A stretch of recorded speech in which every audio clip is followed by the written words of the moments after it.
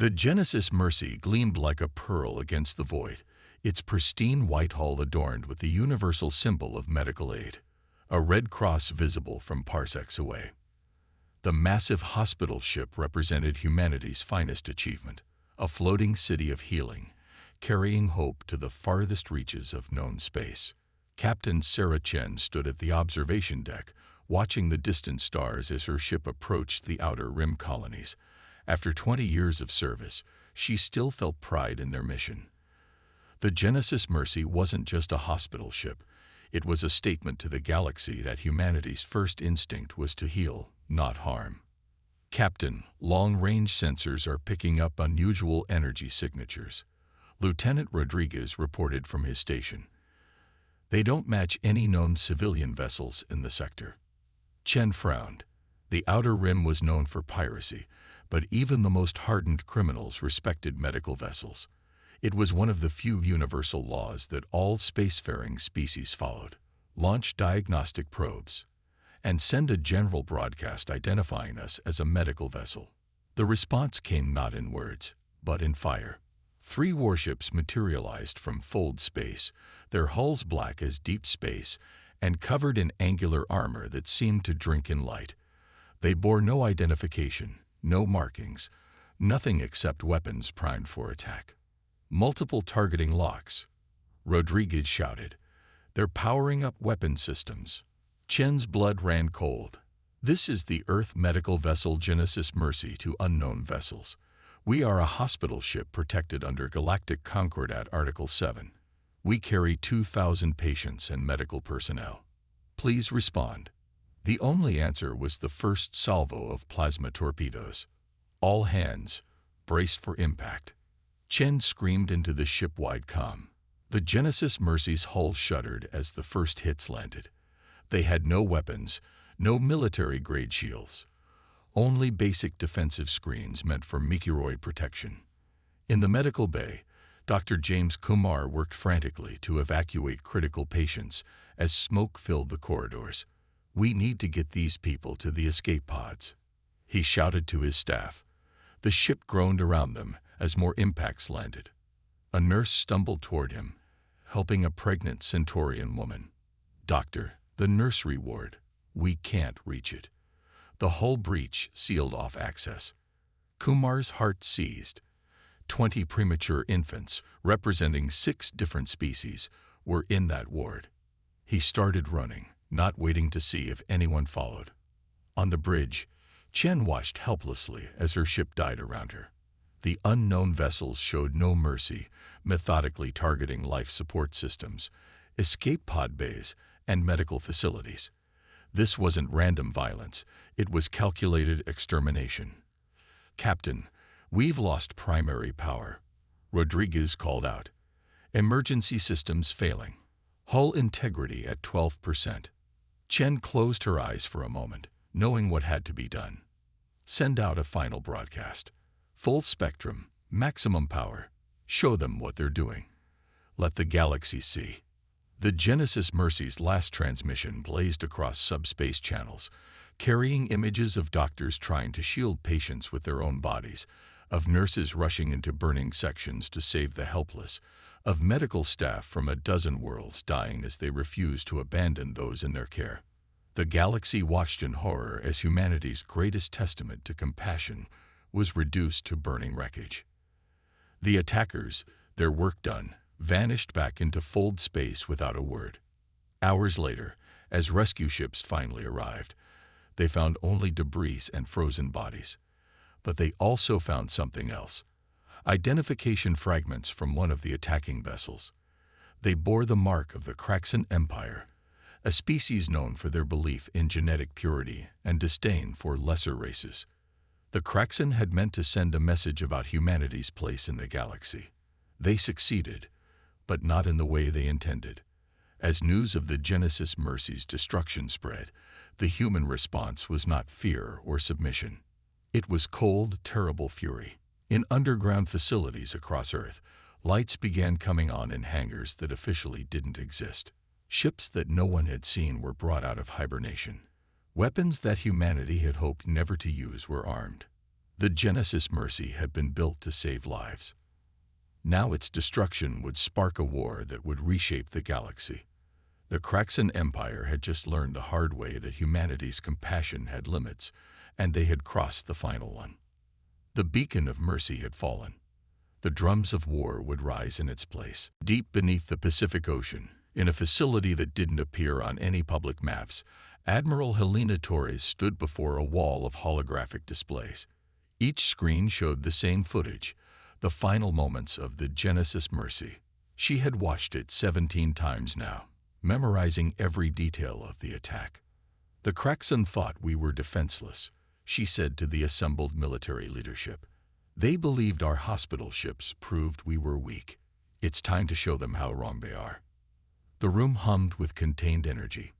These men and women represented Project Aegis, humanity's secret insurance policy against hostile alien powers. For 50 years, they had built and trained in absolute secrecy, developing technologies that would make even the most advanced alien species pause. "What's the status of the Ghost Fleet?" Torres asked.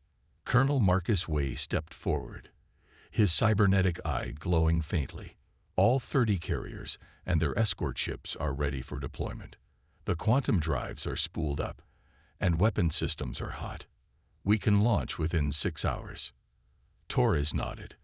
The Ghost Fleet represented the pinnacle of human military engineering, ships equipped with revolutionary stealth systems and weapons that could tear through the strongest known shields.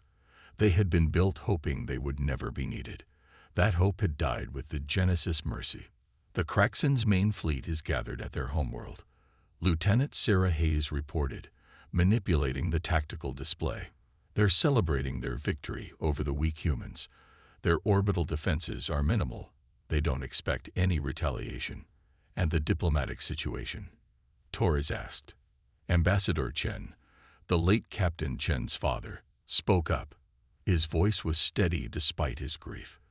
"The Galactic Council has condemned the attack, but won't take military action. The Kraxan's economic influence is too strong. They expect us to file protests and eventually accept compensation. They expect us to behave like civilized beings," Torres said, her voice cold. "They forget that civilization is a choice, and they just gave us reason to make a different one." The screens shifted to show detailed scans of Kraxan military installations. Project Aegis had been watching them for years, mapping every base, every shipyard, every command center. The Kraxan had no idea they were under such thorough surveillance.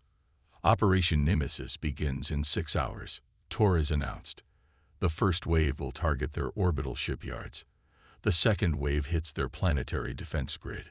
The third wave—" She paused, looking at the assembled leaders. "The third wave reminds them why hospital ships exist in the first place."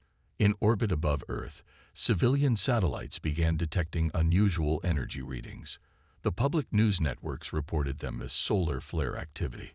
Only a select few knew that humanity's vengeance was awakening.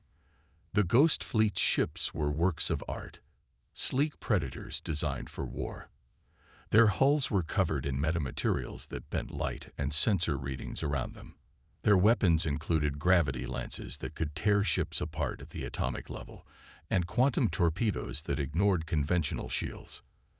As the crews boarded their ships, each soldier wore a patch showing the Genesis Mercy's final moments. They had watched doctors and nurses die trying to save their patients.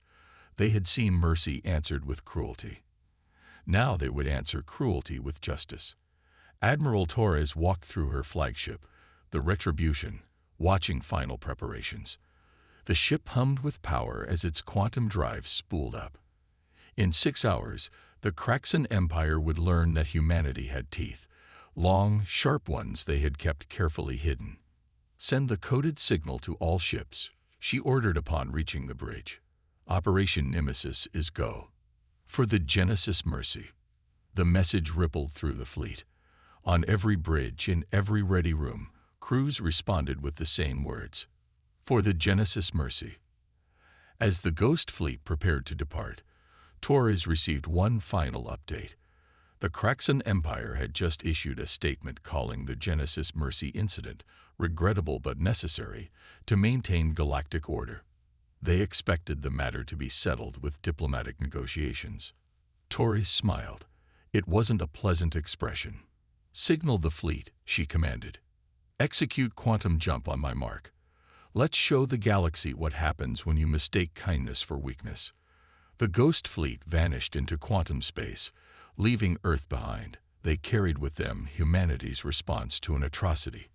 Not protests, not negotiations, but silent thunder about to break. The Kraxan Empire's capital world of Vexthor blazed with celebration. Massive holograms displayed their victory over the human hospital ship, presented as a triumph of strength over weakness. In their orbital shipyards, workers assembled new warships, confident in their superiority. None of them noticed the slight distortion in space as the Ghost Fleet emerged from quantum transit. Admiral Torres stood on the Retribution's bridge, watching tactical displays track thousands of Kraxan vessels. Most were civilian ships, their crews celebrating. The military vessels were running on minimal power, their crews joining the festivities. "All ships report ready," Colonel Wei announced. "Stealth systems functioning perfectly. They have no idea we're here." Torres nodded. "Begin Operation Nemesis. Phase 1. Across the Ghost Fleet, weapon systems powered up. The ship's quantum cores hummed as they channeled energy to their gravity lenses. Each vessel took aim at a specific target: shipyards, defense platforms, military vessels. "Remember," Torres broadcast to the fleet, "we strike military targets only. We are not them. We do not attack the defenseless." The first shot came from the Retribution itself. A beam of concentrated gravitational force lanced out, completely invisible until it struck the Kraxan's largest shipyard. The massive structure literally came apart at the atomic level, its matter pulled apart by forces it was never designed to resist. Before the Kraxan could react, the entire Ghost Fleet opened fire. Quantum torpedoes phased through shields to detonate inside warships. Gravity lances reduced defense platforms to clouds of elementary particles. Electromagnetic pulses disabled civilian vessels without harming their crews. The Kraxan's celebration turned to chaos. Their mighty fleet, caught completely unprepared, struggled to respond. Ships tried to raise shields that were already failing, to fire weapons at enemies they couldn't detect. On Vexthor's surface, Supreme Commander Vexkar rushed to the military command center. "How did they get past our detection grid?" he demanded. "Unknown, Supreme Commander," an officer responded, panic in his voice. "Our sensors show nothing, but our ships are being destroyed." Vexkar watched in horror as decades of military supremacy crumbled in minutes.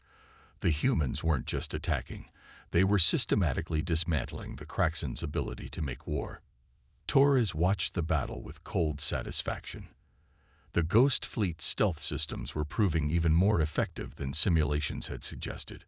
The Kraxan's sensors, designed to detect conventional ships, were blind to vessels that bent physics itself. "Sir," Lieutenant Hayes reported, "enemy fleet is attempting to organize a response. They're trying to use civilian ships as shields." Torres's expression hardened. "Deploy the Wraiths." From the Ghost Fleet carriers emerged swarms of autonomous fighter craft. The Wraiths were pure stealth technology in motion, capable of threading between ships with surgical precision. They darted through the Kraxan formation, using precise electromagnetic pulses to disable civilian vessels and tow them to safety. The Kraxan military found themselves suddenly exposed, their human shields removed with embarrassing ease. The Ghost Fleet's next salvo focused purely on military targets. "Message from Vexthor surface," Wei announced. "They're requesting immediate ceasefire and offering unconditional surrender." Torres studied the tactical display. Phase 1 had taken less than 30 minutes. The Kraxan's orbital defenses were in ruins, their military fleet reduced to scattered remnants. "Send our response," she ordered. "The surrender of their military forces will be accepted. But this isn't over. We're not here for territory or resources. We're here for justice. The message was broadcast on all frequencies, in all languages. The humans hadn't come as conquerors. They had come as judges, executioners of consequences. As the Ghost Fleet secured orbital control, Torres prepared for Phase 2. The Kraxan leadership would face trial for their crimes. Their victims, not just from the Genesis Mercy, but from countless acts of aggression, would finally see justice. The galaxy watched in stunned silence. The humans they had dismissed as soft, as weak, had just crushed the Kraxan military machine like it was made of paper. Species that had suffered under Kraxan oppression began to hope. Species that had enabled Kraxan aggression began to worry. And in the debris field that had once been the Kraxan's primary shipyard, a single piece of wreckage tumbled slowly. It was a fragment of hull plating bearing the Kraxan Imperial seal. As it spun, it reflected the light of distant stars, and the silhouettes of humanity's ghost fleet, waiting in the darkness, ready to continue dispensing justice. Dr. James Kumar sat in the observation deck of the Retribution, watching Vexthavor's surface through the armored viewport. His burns had healed, but the memories hadn't. He was one of only 12 survivors from the Genesis Mercy, pulled from a damaged escape pod hours after the attack. "I thought I might find you here," Admiral Torres said, stepping onto the deck. She carried 2 cups of coffee, offering one to Kumar. "I keep thinking about them," Kumar said, accepting the cup. The patients, the staff, that Centaurian mother who was about to give birth. The infants in the nursery ward. We were supposed to protect them. Torres sat beside him, her uniform crisp despite the late hour. "Tell me about them. Tell me about the people we're avenging." Kumar closed his eyes, remembering. Captain Chen. She donated half her salary to expand our pediatric ward. Rodriguez, who learned 7 alien languages just to make patients feel more comfortable. Dr. Patel, who developed a universal anti-rejection drug that worked across species. On the planet below, teams of human investigators were combing through Kraxan military records. They found evidence of other atrocities, other acts of violence against those the Kraxan deemed inferior. The Genesis Mercy hadn't been their first target, just their last. "We found something in their archives," Torres said quietly. The attack wasn't random. They chose the Genesis Mercy because it represented everything they hated: cooperation between species, healing without prejudice, strength through unity. In the ship's medical bay, Lieutenant Hayes was organizing supplies for planetary distribution. The Kraxan civilian population was suffering from their leaders' choices, and Earth had ordered humanitarian aid be provided. Some questioned helping those who had supported the regime, but Hayes remembered the Genesis Mercy's mission. "We bring medicine to those who need it," she said to her team. "That's what separates us from them. That's what makes us human." Colonel Weiss supervised the deployment of aid ships, his cybernetic eye scanning manifests. Each vessel carried supplies marked with both Earth's flag and the Genesis Mercy's emblem. A reminder that humanity's first instinct was still to heal, even in victory. In a secure detention center orbiting Earth, the captured Kraxan leadership awaited trial. Ambassador Chen had insisted on full legal proceedings, despite calls for summary execution. "We must be better than they were," he had said. "Justice, not vengeance." But justice would be thorough. Representatives from every species affected by Kraxan aggression would participate in the trials. The evidence would be presented not just to punish, but to ensure such atrocities never happened again. Back on the Retribution, Kumar finished his coffee. "You know what haunts me most? In those final moments, when the Genesis Mercy was burning, our medical staff didn't run. They stayed with their patients. Species that were supposed to be enemies, according to the Kraxan, died trying to save each other." Torres nodded. "That's why we had to respond the way we did. Not just to punish the guilty, but to show the galaxy that the Genesis Mercy's way was right.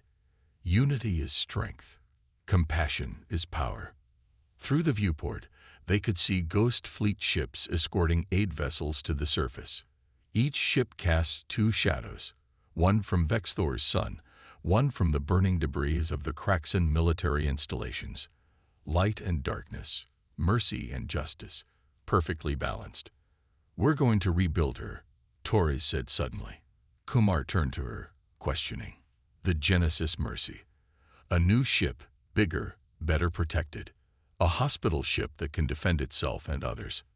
Will you help design it?" Kumar smiled for the first time since the attack. Captain Chen would have liked that. A ship that proves you can be both strong and kind. As they talked, more aid ships arrived from Earth. Each carried volunteers, doctors, nurses, engineers.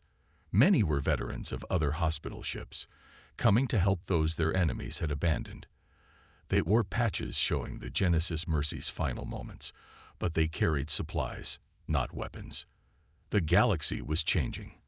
The Kraxan Empire's fall revealed the possibility of a new order, one built on cooperation rather than dominance, strength through unity rather than fear. Humanity had proved it could fight when needed, but chose to heal when possible. In the debris field where the Genesis Mercy had fallen, a memorial was under construction.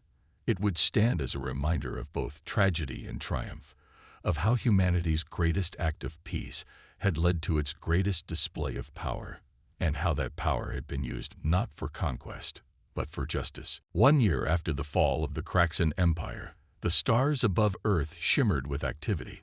Ships from 100 worlds gathered to witness the launch of humanity's newest vessel. Twice the size of its predecessor, its white hull gleaming in the sunlight, the Genesis Mercy Aya rose from Earth's orbit.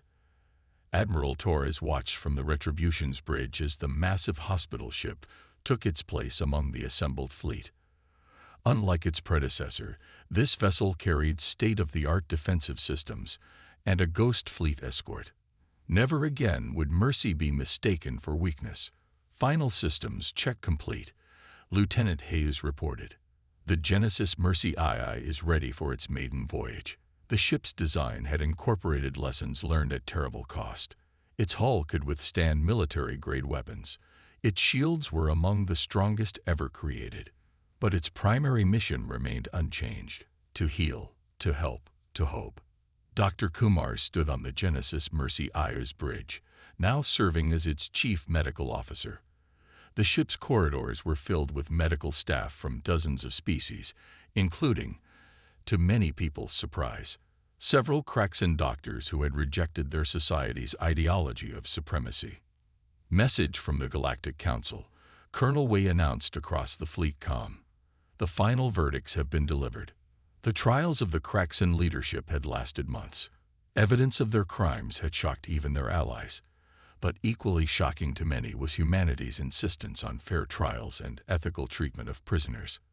They had proven themselves mighty in war, but it was their strength in peace that truly changed minds.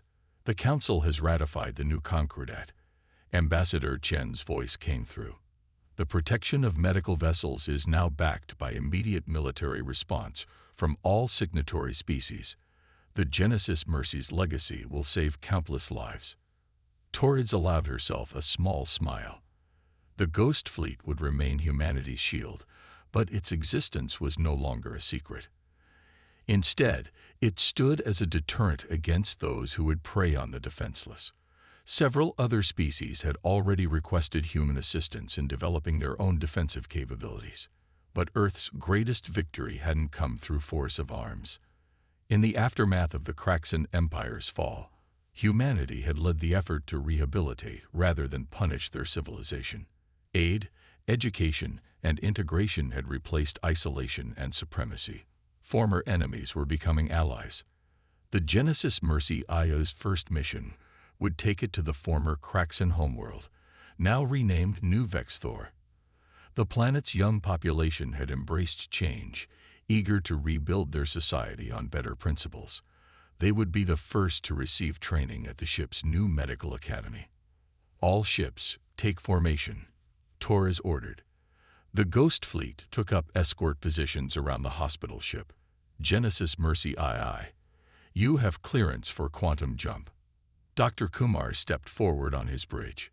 The ship hummed with power, not weapons, but healing technology more advanced than anything humanity had previously shared.